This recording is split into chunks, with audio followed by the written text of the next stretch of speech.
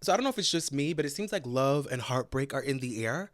Whether you've been tuned into Risa Tissa's Who the Did I Marry series, or this emotionally exhaustive season of Love is Blind, or even Miss Nettie and Charles's hit single ad series, Charles, Your Lunch is Red.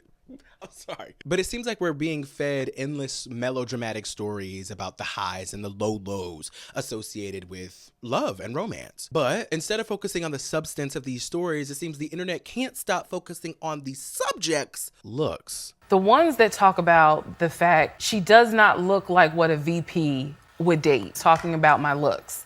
And then there was a famous personality that called me a big back. Situation like this, some of you big backs, y'all gotta stop being so thirsty for a man. There's a man out there for you. We sort of like hit on looks, but not for you.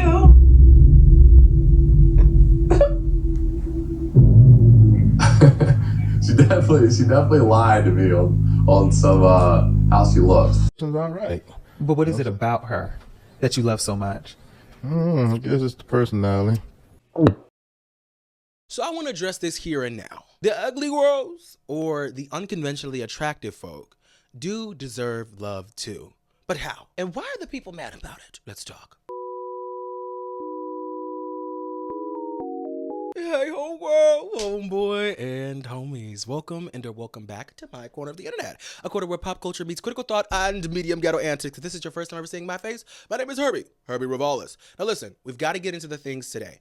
I'm currently sipping on some organic Cabernet. You know, I love an organic red, but I am becoming more appreciative of an organic white. However, tonight, we're going with an organic red. So we're coming off of the month of love, and I really wanted to expound upon something that I was talking about in my most recent Homegirl Hangout Live, where we kind of discussed around or desirability politics, the beauty hierarchy, and the pick-me paradox. And so I've talked about before in a dedicated video my personal relationship to beauty and ugliness, and that video is entitled, So What, I'm Ugly? Most of Us Are. But it's been a while since that video, and I realized that I'd kind of touched on these things, these really complex topics in that Homegirl Hangout, and wasn't really able to elucidate the way that I'd like to, right? Expound the way that I'd like to. But after all, Homegirl Hangout is only an hour-long pop culture show, so that brings us to today, here, where we are right now in these moments. So there's been a lot of public discourse lately happening around beauty and love and who's deserving of what kind of relationship on the basis of those two factors, right?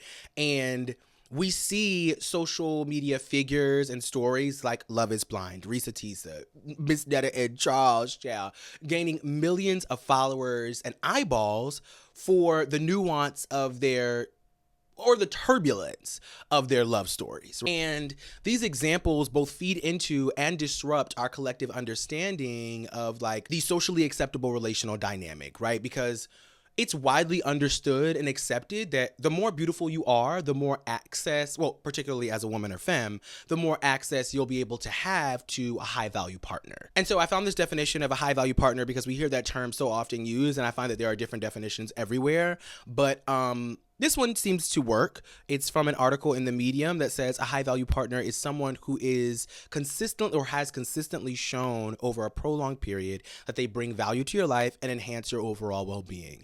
And I think that that value can look like material wealth or spiritual value. It can look like emotional support. It's a variety of things. And so today I kind of wanted to investigate the rewards and consequences associated with buying into that patriarchal myth, how ugly people get picked too, okay? And really unpack what I meant when I said, we're all pick-me's.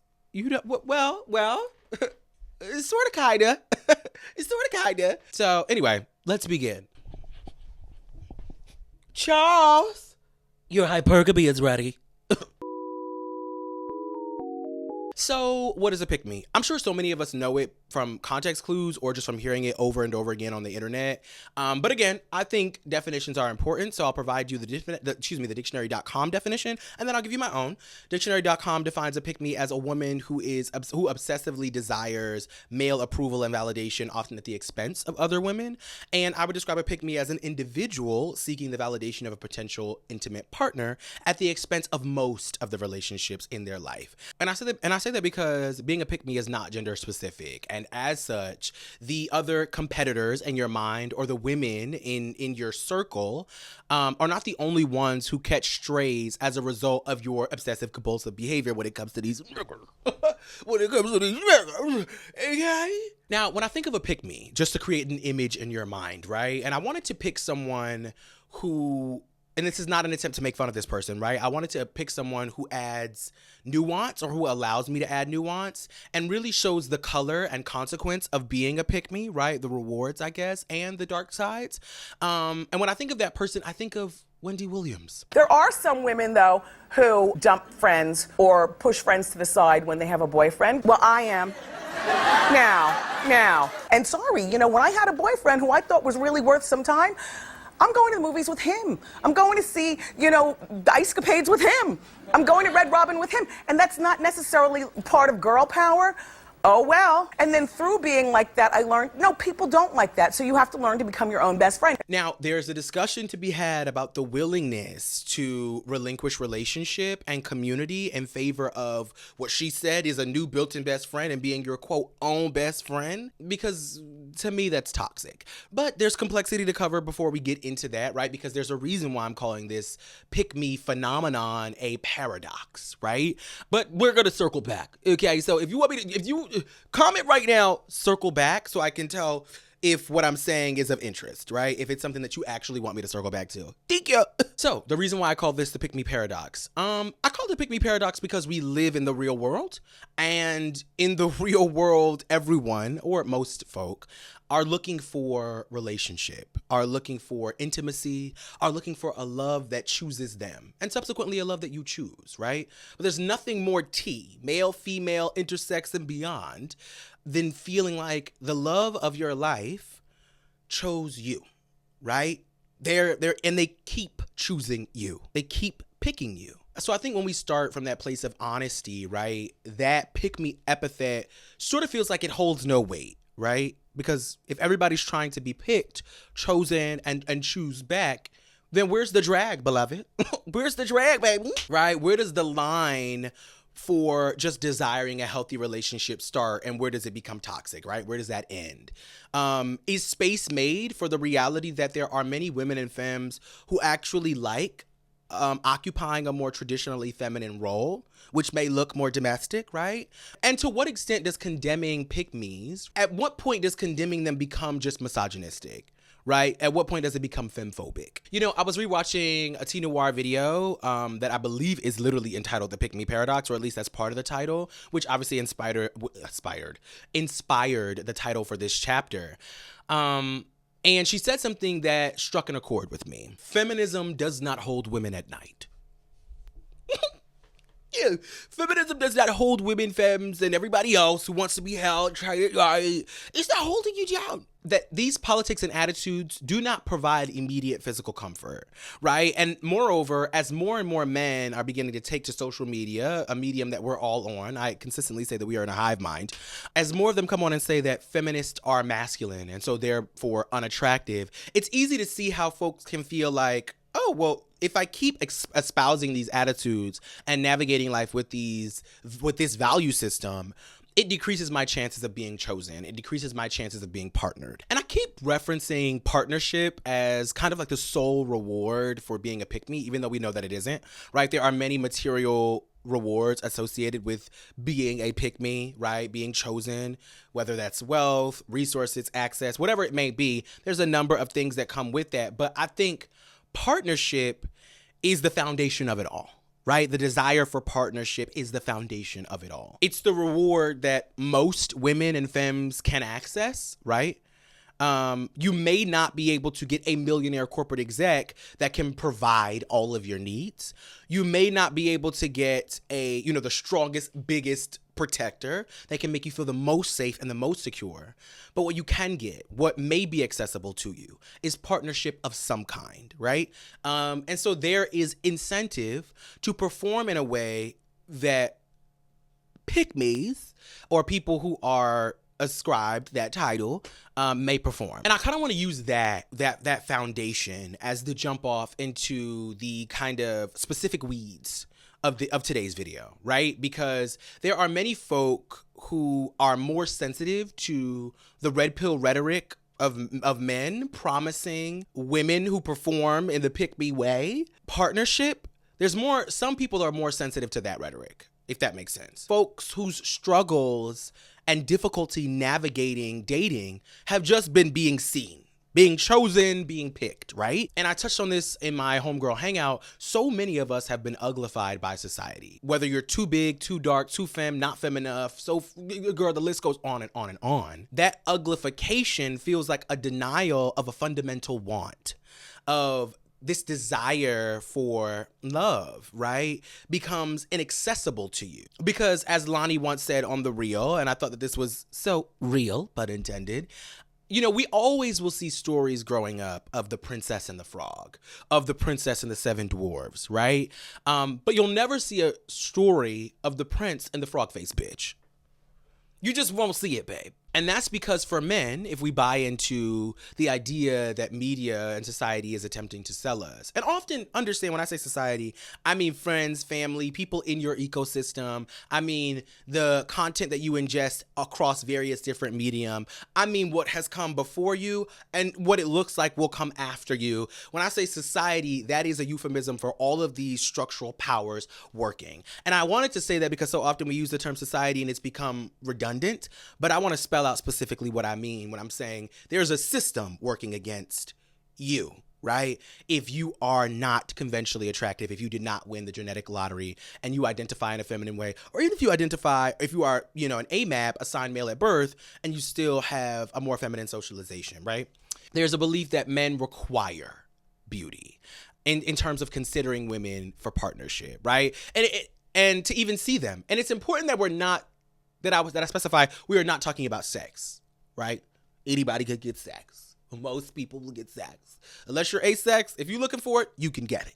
No matter how you look, for real, for real. We're talking about being chosen for long-time love, right? Long-time partnership. Beauty feels like the biggest barrier to entry, to accessing men in that way. And so little girls and those of us who have been socialized in a feminine way are from very little kids clawing at and trying to access that kind of beauty, that kind of power, that kind of access. And when you begin to realize that entry point is not accessible to you, it doesn't work, then you start considering emphasizing the other ways to pull a man, to keep a man. You know what to do. You've got to cook and clean it, wash everything, smile and grin it, hand your man a pen so he can write that check, paying off your bills. Yes! Where are my Tyler Perry play stands at? I grew up on an Eva Knievel Tyler Perry play. But seriously, you know, ugly girls gotta get love too. I think Risa Tisa and Miss Netta are the perfect place to start, right? When talking about this whole ugly girls or unconventionally attractive folk. And I'm using girls as in GWORLS. You know, I always use it that way because that way is gender inclusive. It's expansive. We're all girls, okay? If people can walk in a room and say, "What's up, guys?" and see all different genders and gender presentations in the room and no one is offended, I can say, "Hey, girls," and everybody should be calm. Girl, be calm. So we'll start with Risa Tisa and then we'll move on to Miss Netta. At this point, if you're not familiar with Risa Tisa, I'm not going to do another deep dive. I already did that in my most recent Homegirl Hangout Live. Y'all should check that out. It will be in the description box down below. But I do want to say this, though. Risa Tisa is a pretty woman to me. I know, shocker. She's a pretty woman to me, right? She looks like a lot of the women in my family, a lot of the women in my community. And so for that reason, she's a pretty girl to me. But I also understand the way beauty works in society, right? And I understand that she is not the most conventionally attractive person, right? Let's just be real about what we're talking about here. Which means that she's operating with a different set of cards than, say, an IG baddie or a model. And as such, I found it extremely regressive, problematic, fatphobic, Charlemagne the Devil's comments. Or Charlemagne the Goddess. I don't want to do that, but I was going to say the Goddess. Charlemagne the Goddess's comments referring to Risa Tisa. In a situation like this, some of you big backs, y'all gotta stop being so thirsty for a man. There's a man out there for you, okay? This woman believed all of this because she wanted to believe all of this. Big back belief isn't like everybody else's belief, okay? She said it herself. He said everything I wanted to hear. Here's the thing. If you buy into what men like Charlemagne, the goddess, are saying, and if you believe that all of the insecurities and blind spots maybe that you have as a result of navigating dating lower on the totem pole of the beauty hierarchy, if you believe all of that stuff is your fault, if you're not assigning fault to structure, right? Structural inequality and a stratified hierarchy that existed long before you, then yes, you will experience defeat. You will feel defeated. But I think we have to also operate outside of the academic conversation, right? Which is important, right? I think explanations are a great way to understand the reality of what we're working with from a structural space. But when we talk about things as ever evolving, as desire, right? And also, sometimes you can't explain why you want what you want. When we talk about those kind of things, anybody can get a man. Hello. Anybody can get a partner. You understand what I'm saying? The streets are plentiful. Okay? You could have your pick of the litter any day. I don't give a what body you're in. I don't give a what they told you look like. I don't give a what they said, sister girl. You too could have a man. Beauty is not the only value that you can add to a man or a potential partner's life. One, that's 1 point. The second point is, yes, beauty is structural. But I said this before in my So What I'm Ugly Most of Us Are video. And by the way, I think I'm stunning. I do want to say that when I'm using the term ugly, I don't always view it as a pejorative. When I'm having conversations like this with other smart people like yourself, it's never giving, I'm ugly in this. We don't have to do this thing, but I have eyes, you have eyes, they work. I have a lived experience, and my lived experience tells me something else, right? Well, my lived experience tells me a myriad of things, and that's why I can speak from this place. But I am confident in the way that I look, right? I have no qualms about my aesthetic. So I want to say that. But I did discuss that beauty is experiential in my So What I'm Ugly Most of Us Are video. Because one, yes, beauty is structural, but I'm not going to remove the agency of all these millions and billions of individual men to decide what they find attractive, and women and babies to decide what they find attractive, right? People decide. There's structural stuff, but then people defy structure and societal norms all the time, okay? Right? Particularly when it comes to desire. One man's trash is another man's treasure. I do think that you have to navigate dating understanding that beauty is an asset. Yes. But if you operate with the belief and the understanding more so, right? Because it is real. It is real, baby. With the understanding that beauty is also an experience. You understand that there is beauty in your fragrance. There is beauty in the way that you speak, the way that you enunciate, your mannerisms. There's beauty in your body type. There's beauty in your style, in your personality, in the energy that people get from being around you. There is beauty and value ascribed to each one of those things, right? And these things work together to make you beautiful. That's not a bag of bullshit I'm selling you, right? That is real life. That's why so many people will say like, he or she or they are not really my type, or they wouldn't be what I would typically go for. But after getting to be around them, I find them so attractive. Nothing changed about their face, right? The face is still facing the way that it used to. It's just that there is an experience element to beauty, right? Right? This is real. And I think that when you realize that accessing beauty goes far beyond the physical, you are imbued with a kind of confidence and a kind of reassurance that also reverberates around every room that you go into, right? And it's not a cockiness that's nasty. It's a self-assuredness that says, I understand my value and I know how to flirt. I know how to engage. I will hold and I will look you right in your eyes. right? As we hold conversation. I also feel that your voice is such a powerful tool. Like the way that I speak to you is probably not the way that I speak to my friends. It's not the way that I speak to my family. It's not the way that I speak to men that I'm interested in. Your voice is a tool and an instrument that you can use however you'd like. And that too can be attractive. Anyway, that's a whole other conversation. But yes. Now, that's not to say that cooking and cleaning and washing everything is not adding value, is not an asset, is not something that you can't bring as a man, woman, or they be to someone's life and they'll feel, thank God. Even if they do all those things on their own, it's like, it's nice knowing that someone else does those things. I'm very much that way. I like know that you know how to wash a dish outside of a dishwasher. Hello, come on, somebody. Hello.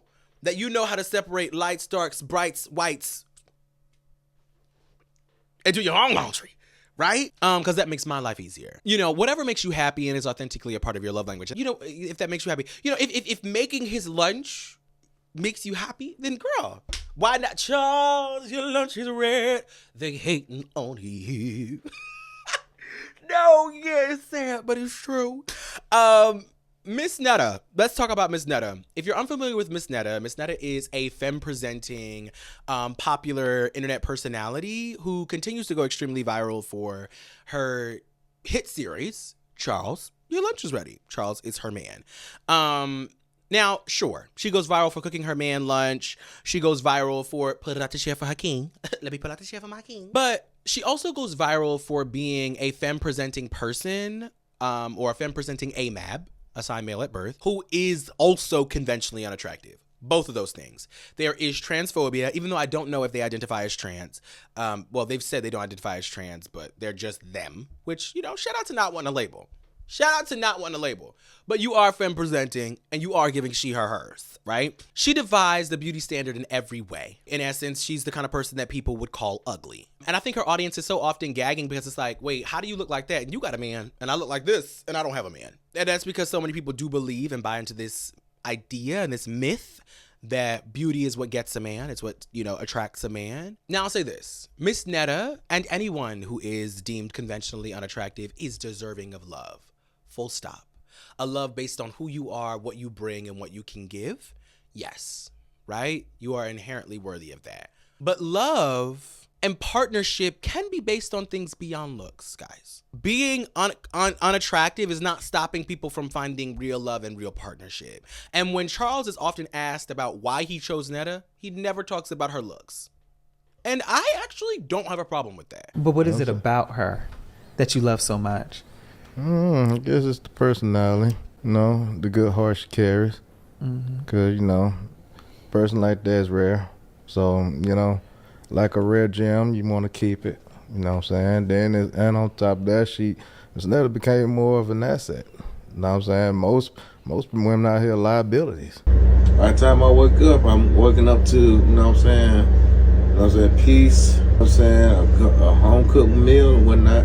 I think if someone says being partnered to you makes my life better, it makes my life softer, it makes my life easier, and if you are someone whose love language is acts of service on the giving end, and the person that you partner is whose love language is acts of service on the receiving end, what a beautiful dynamic, right? You know, do what you got to do to make shit work for you, because you have to live your life and you have to love your love life, right? As long as your relationship isn't harmful to yourself, one another, or other folk. Now, here's where I also want to caution folk not to pedestalize or prize just being in relationship, right?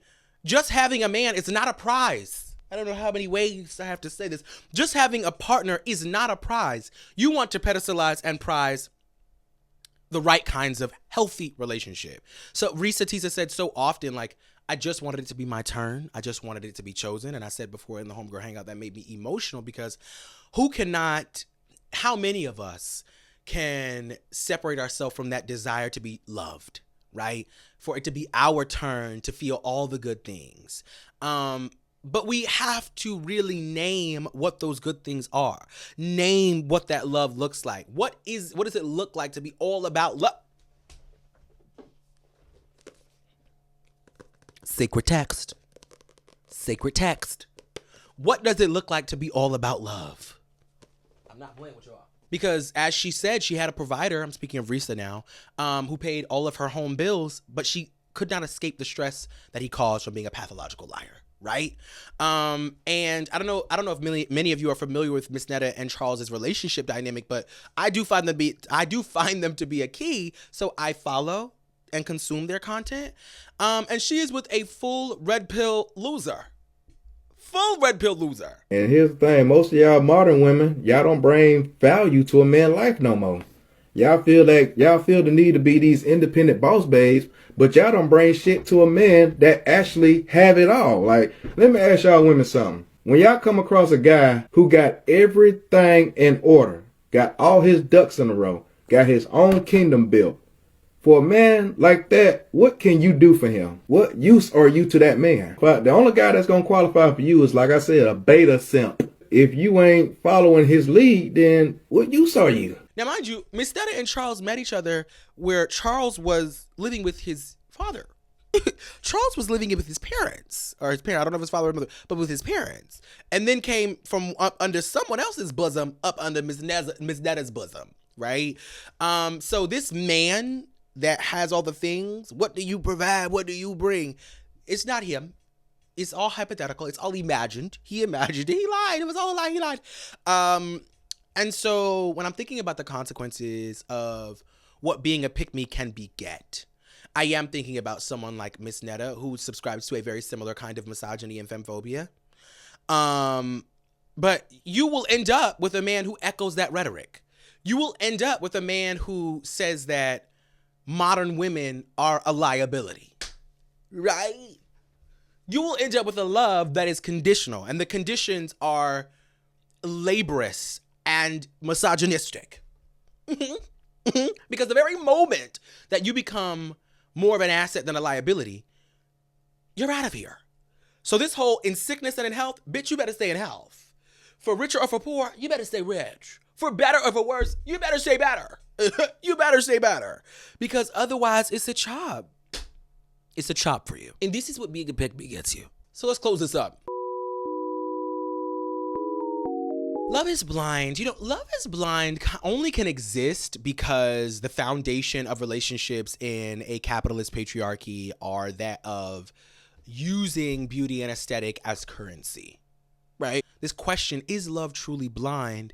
And the show is supposed to provide us an escape from that, although it provides a very brief escape because they then meet each other and then they meet everyone else. And so, you know, we remember that love requires more than just compassion, right? It requires self-control and commitment, which if you're a person that can see, and this is not an attempt to be ableist, but if you're a person that can see, you realize that, oh, it requires you to also control that lustful eye. But I think that love is not blind, right? Love requires you to use all of your senses, to use all of your things, to throw all of yourself into it, to continually choose that person, and to not ostracize and degrade other people in your pursuit of your own happiness.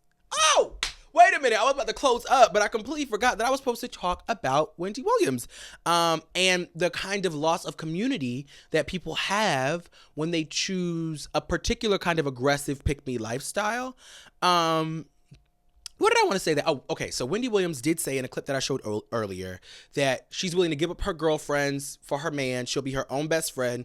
Essentially, I don't need community. I've got my man. He's my built-in best friend. I'm good. Anything that he says goes. He's the center of my universe. One, I believe that no one person can be everything for you, and that's why you need a diverse community, right? Not even your life partner, right? They can be a best friend, not the best friend, meaning you have no others. It's a chop, babe. It's a chop. I find that to be extremely unhealthy and isolating. That school of thought is also linked to this idea that what happens in my home, what happens in my marriage stays here, right? I'm going to deny people access to my truth, to my honesty. Now that I've created a home for myself, this is off limits. And I think there's something okay to be said about I have boundaries with particular people in my life, but you need folk. I said this before. You know what? I'm going to use the clip that I said in the Homegirl Hangout, and then I'll come back. What happens in your marriage stays in your marriage.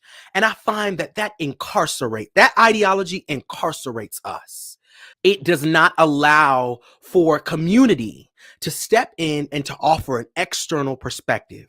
I respect the idea that you don't want to be hurt and harmed by the vulnerability and the consequences of vulnerability from telling people what's going on in your personal life, right? But community is so important. It's why I stress the importance of building community here. Because you need a myriad of community.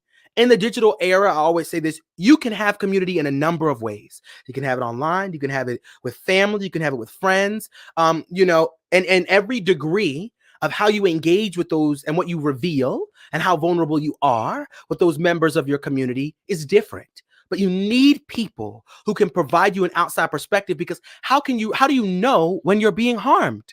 You're in the thick of it. You've got rose-colored goggles.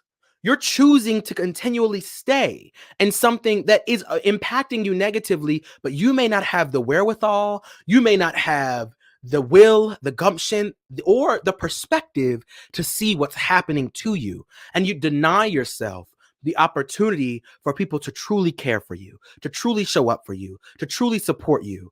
Before you can even ask for help, you've already denied yourself that support, because it has been indoctrinated in you that what happens in your house stays in your house. There is freedom in letting it out. You are one little human body, baby.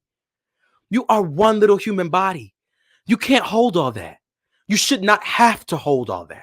And so community was placed here so you do not have to do life alone, right?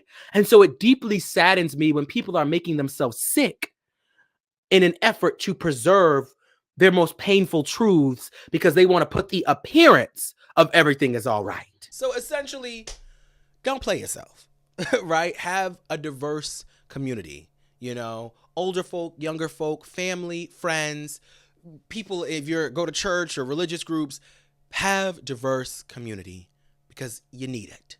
Okay? What are your thoughts? I want to hear from you in the comments down below. Let me know what you think. And maybe for the first hour of this video, I'll be in the comments commenting back.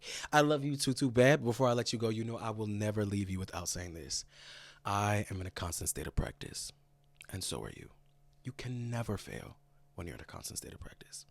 I love you. Bye, whole world.